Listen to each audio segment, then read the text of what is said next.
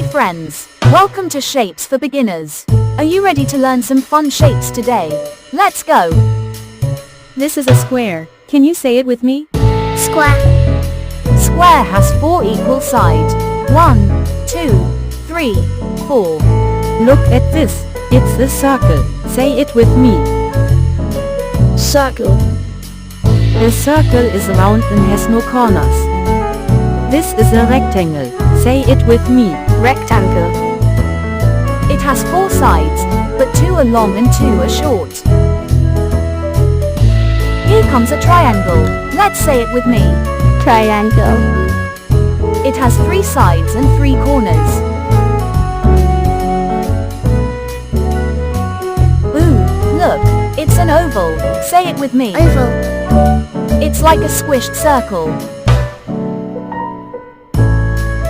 Great job, everyone. Let's say the shapes one more time. Square, circle, triangle, rectangle and oval.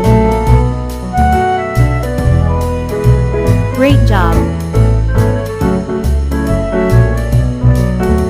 Bye bye. Thanks for supporting me.